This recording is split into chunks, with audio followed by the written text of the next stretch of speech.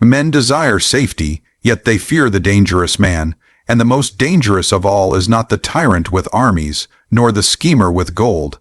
It is the man who is truly confident, for he hides a trait so rare, so sharp, that it can unmake kings and enslave the ambitious. Today, I will reveal this trait, and how it solves the problem that cripples so many, the weakness of needing to be seen, praised, and approved. Men will always deceive themselves with appearances. They see the one who speaks loudly, who boasts of victories, who drowns the room with words, and they call him confident. They mistake the clamor of noise for the weight of power, but in truth, the louder the man, the more desperate his heart. For if he were truly confident, why should he beg for recognition with such unceasing volume? Why should he seek eyes and ears to validate his existence? The problem before us, the problem that ensnares rulers, lovers, and merchants alike, is that they believe confidence is measured by applause. They think that strength is confirmed only when others notice it, and so they fall into a trap, constantly demanding proof of their own worth, constantly chasing the approval of strangers, constantly performing for an audience whose loyalty is fleeting and whose judgment is fickle. This is not confidence, it is slavery. Let us examine such men more closely. Picture the man who enters a gathering and feels compelled to dominate the room with jokes, with boasts, with exaggerated stories of his triumphs. He hungers not for the triumph itself, but for the admiration it might bring. He may appear strong for a moment, yet his strength is only as lasting as the crowd's attention. Remove the laughter, silence the applause, and watch how his posture collapses, how his spirit grows uneasy. This is no lion. This is a dog performing tricks for a morsel of bread. Now consider another. He is quieter, less adorned, perhaps even overlooked by those who do not see carefully. He does not seek the approval of others because he does not need it. He walks as though his worth is already carved into stone. He listens while others boast. He observes while others display, and his silence disturbs them because it cannot be bent nor bought. Such a man, though he may appear modest, is the truly confident one, and he holds within him a trait far more dangerous than arrogance or noise. But here lies the problem. Most men cannot recognize this difference. They worship noise because noise distracts them from their own emptiness. They call the braggart strong because he is visible, and they dismiss the silent one because he is not easy to measure. Yet history proves again and again that the silent and steady man is the one to be feared. For when he acts, he does not act from desperation, but from calculation. The others reveal themselves too quickly, too foolishly, because they need to be seen. The truly confident conceal their hand until the precise moment it must be revealed, and by then, it is too late for their enemies to respond. This is the weakness I speak of. Men who hunger for approval can always be manipulated. If you would destroy such a man, you need not strike him with the sword. You need only withhold your praise, or cast upon him a shadow of ridicule, and he will twist himself into submission just to win your favor again. He cannot stand firm because his strength comes not from within, but from the ever-changing winds of opinion. To call this confidence is to call a reed stronger than an oak because it sways noisily in the wind. Ask yourself, why does society confuse arrogance with confidence? Because arrogance shouts and people hear it. Because arrogance demands attention and the crowd obeys. But attention is not power, it is dependence. The man who must be heard in order to feel secure is forever in chains. He is chained to every ear that listens, to every eye that watches, to every tongue that whispers behind his back. Break those chains, and you break him. This, then, is the first deception we must unmask. Confidence is not what is loudly shown, but what is quietly possessed. And the trait hidden within true confidence is not arrogance, not pride, not flamboyant noise. It is something far more subtle, far more dangerous. Those who fail to see this truth remain prisoners to the crowd. Those who recognize it begin to see the world as it truly is, and perhaps even seize the power that others so carelessly give away. Observe carefully, for this is where men are most deceived. They see confidence as something that must be declared, as though the truly powerful need to trumpet their strength for all to hear. But true confidence, the kind that bends nations and bends men's hearts, has no need for noise. It does not announce itself like a desperate merchant in the market shouting for buyers. It does not puff itself up with hollow words. No, true confidence is silent, because silence itself is power. You may wonder, why silence? Because silence unsettles. The one who does not rush to explain himself, who does not hurry to fill the air with justifications or boasts, reveals a strength far greater than the loudest man in the room. When a man is silent, others project upon him. They imagine his thoughts, they guess at his motives, they wonder at his calm. Their uncertainty becomes his weapon. For while they waste their energy trying to interpret him, he observes them, measures them, and prepares his next move. True confidence is calculating. It does not reveal itself hastily, for every revelation is a piece of leverage surrendered. The truly confident man knows that timing is worth more than speech. He will withhold his strength until the moment it is most effective, like a blade kept sheathed until the enemy's guard is down.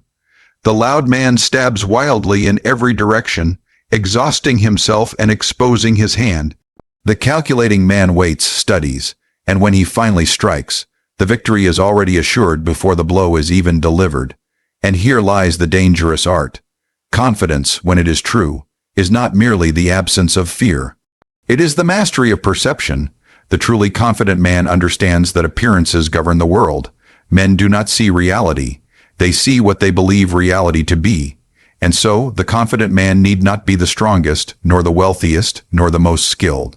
He must only appear unshaken, unmoved, unbothered by the turbulence that consumes others. This appearance alone creates an aura that manipulates those around him. They begin to believe in his strength more than in their own, and so they surrender to him without even realizing it. This is the Machiavellian truth. True confidence is a tool of control. It does not need to be declared, it needs to be directed. The man who possesses it does not ask, "How do I make them like me?" He asks, "How do I make them depend on me?" Arrogance demands attention for its own sake.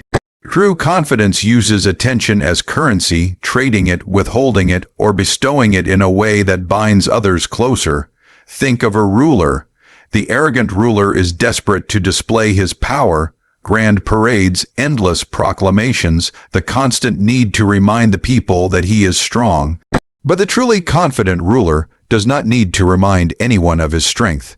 His composure in crisis speaks louder than banners and trumpets.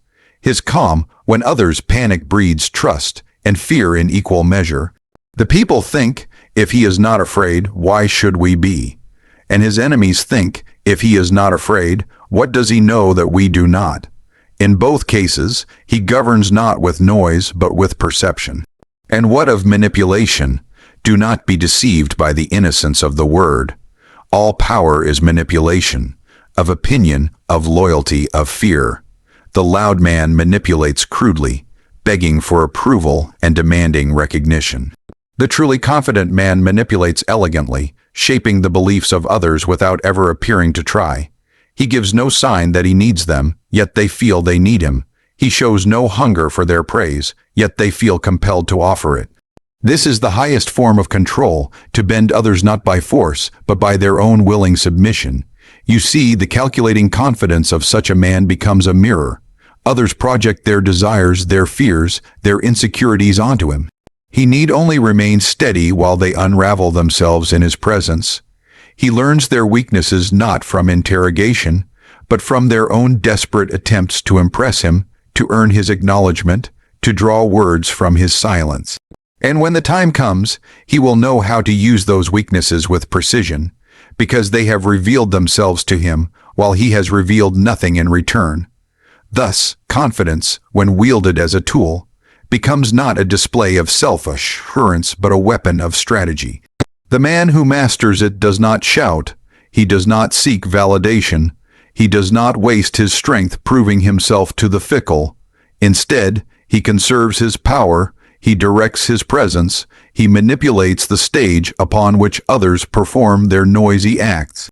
And when the noise dies and the desperate performers fall silent, it is he who remains standing calm, untouched, in control. If there is one trait that makes the truly confident dangerous, it is not the fire of their ambition, nor the sharpness of their words, nor even the boldness of their actions. No, the most dangerous trait is something colder, quieter, and infinitely more unsettling. It is indifference. The man who is truly confident has no hunger for your approval, no thirst for your applause, no desperation for your recognition. He is complete without you, and that is precisely what makes him so difficult to control. Think carefully on this point, for it reveals the true weakness of most men. The ordinary man lives for validation. He smiles to earn it, he suffers to keep it, and he crumbles when it is denied to him. He may call himself strong, yet if others mock him, he bleeds inside. If the crowd does not notice him, he feels invisible, worthless, stripped of substance. Such a man is bound by chains he cannot see, the chains of other people's opinions. And chains like these can be pulled by anyone clever enough to see them.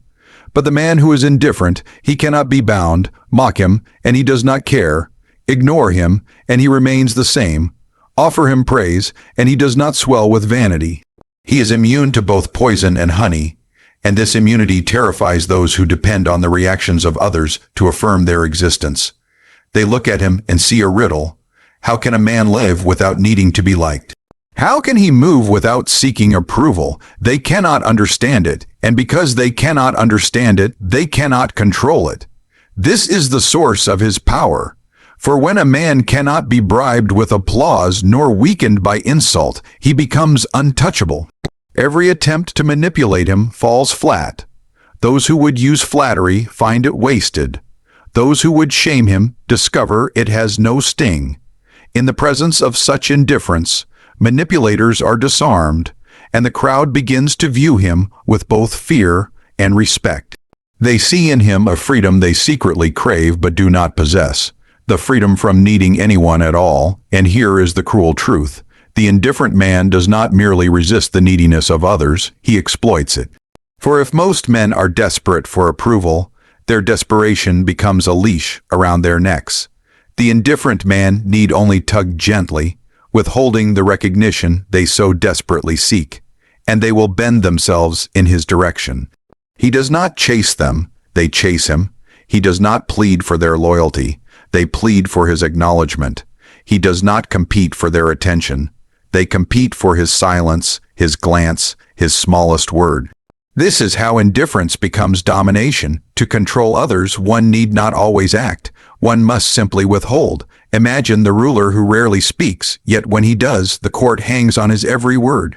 Imagine the leader who withholds praise, so that his men labor harder than ever in the hope of finally earning it. Imagine the lover who offers nothing freely, so that his partner grows frantic to win back what was never lost. This is not cruelty, it is strategy. By needing nothing, the indifferent man makes others offer him everything. But understand, indifference is not emptiness. It is not the absence of feeling, but the mastery of it. The truly confident man may enjoy praise, but he does not require it. He may hear insults, but he does not bow to them. He chooses his reactions carefully, not because he is numb, but because he knows that to reveal too much is to surrender control. His indifference is a weapon sharpened by discipline, a shield that protects him from manipulation, and a cloak that hides his true intentions until the moment he wishes to reveal them. Observe how easily this trait shifts the balance of power. In any exchange between two men, the one who desires less holds the advantage. The beggar desires coin, and so the giver has power. The suitor desires affection, and so the beloved holds sway. The crowd desires entertainment, and so the performer must bend to their demands. But the indifferent man flips the game on its head. He stands before the giver, the beloved, the crowd, and he desires nothing. Suddenly, it is they who hunger, they who bend, they who sacrifice to win his smallest concession. Indifference transforms need into a weapon, and in doing so, it makes the confident man unassailable. It is for this reason that indifference is not merely a trait of confidence, but its most dangerous form. For arrogance can be predicted, pride can be broken, and noise can be silenced. But how do you defeat the one who cannot be tempted, who cannot be provoked, who cannot be swayed by either threat or praise? Against such a man, your weapons are useless, your strategies collapse, your influence dissolves. He stands apart, untouched, while you exhaust yourself trying to move him. And in the end, it is you who are moved, bent, and broken, not by his force, but by his refusal to need you at all. If you have followed me thus far, then you have seen the weakness of men who depend on approval, and the power of the man who is indifferent to it. But the question remains, how does one learn this art? How does one cultivate such confidence that it appears unshaken, unmoved, untouchable? This is not a gift of birth. It is a discipline of mind and character, and it begins with understanding that appearances, not truths, govern the world. Consider first the storm. When winds howl and trees bend, men look for something that does not move. The building that does not sway, the mountain that does not shift, the figure who remains calm. This is where their eyes settle. This is where their faith gravitates. So too in human affairs. When those around you panic, when they rage, when they clamor for validation, the one who stands detached commands authority without a word. You need not prove yourself to them. You need only show that you are not shaken by what shakes them. To master this, you must train yourself to control the most dangerous betrayer of all, your own expression. Men reveal their weakness not in their words, but in the flicker of their eyes, the tremble of their voice, the restless movement of their hands. The truly confident man disciplines these betrayals until his calm becomes unbreakable. He may feel anger, yet he shows stillness. He may feel fear, yet his face remains composed. He may feel desire, yet he cloaks it beneath restraint. In doing this, he creates an image so solid that others begin to believe he truly cannot be moved. And belief, once planted, is stronger than any reality. But detachment is not passivity. It is not that you feel nothing. It is that you choose when and how to reveal what you feel. Think of a ruler at council. His advisors bicker, they argue, they grow red with passion. If he joins them in their frenzy, he becomes just another voice in the chaos. But if he remains silent, listening, detached, their passion burns itself out against the wall of his calm. And when he finally speaks, all ears turn to him, for his composure has already elevated his words above theirs. This is how respect is born. Men do not respect the one who shouts the loudest, nor the one who begs most desperately to be seen. They respect the one who appears above the fray, the one whose calm suggests mastery. For in their hearts, they wish they could be as steady, and so they project greatness upon the one who is. Fear and respect walk hand in hand here, for the same quality that inspires trust also inspires unease. If a man cannot be moved, then perhaps he cannot be defeated, and that thought alone is enough to make others tread carefully in his presence. Detachment also allows you to turn the weakness of others into your advantage. For if you are unmoved by flattery, those who seek to manipulate you grow frustrated, and in their frustration they reveal more of themselves than they intended. If you are unmoved by insult, those who would wound you exhaust themselves throwing words into a void. If you are unmoved by crisis, others cling to you as their anchor, giving you their loyalty without you ever needing to demand it. In every case, your refusal to be shaken makes others more vulnerable, more transparent, more dependent upon you. But remember, this is not merely a performance for others. It is a discipline you must practice within. You must learn to silence the endless craving for recognition that lives in every man's heart. When you feel the urge to prove yourself, resist. When you ache for applause, deny it. When you burn to answer an insult, remain still. Each act of restraint strengthens your mastery. Each refusal to beg for validation makes you freer. And as you grow freer, others become bound to you because they will always crave what you no longer need. Cultivating this trait requires patience, for it runs against the instinct of ordinary men. The instinct is to react, to defend, to seek approval. But if you would be more than ordinary, if you would command fear and respect as the truly confident do, you must reverse this instinct. You must train yourself to wait where others rush, to remain calm where others panic, to stay silent where others shout. In doing so, you separate yourself from the crowd, and the crowd, though it does not understand why, begins to elevate you above itself. In this way, detachment becomes not only a shield but a throne. The man who does not chase power often finds it delivered to him, because men instinctively follow the one who does not seem to need them. They give him respect because he does not ask for it. They grant him loyalty because he does not beg for it. And they fear him because they cannot sway him. Thus, by cultivating the ability to appear unmoved, you solve the weakness that enslaves most men and step into the position of one who rules, even without declaring it. And so, we return to the question we began with. What is the most dangerous trait of the truly confident? It is not the loudness mistaken for strength, nor the arrogance confused with power. It is indifference, the ability to remain untouched by praise, unmoved by insult, and free from the desperate hunger for validation. This is the essence of true confidence: silence that unsettles, calculation that controls, detachment that commands. The world bends not to those who shout the loudest, but to those who need nothing from it. For when a man appears unshaken, when he carries himself as if approval were beneath him, others grant him both fear and respect without him ever asking. Such a man is dangerous not because he demands power, but because power willingly gathers at his feet. Thus, the lesson is clear: cultivate indifference, master your reactions, and cloak yourself in composure. In this, you will cease to be a servant to opinion and rise as one who holds sway over it. For in a world of men enslaved by their need to be seen, the one who does not need to be seen becomes king.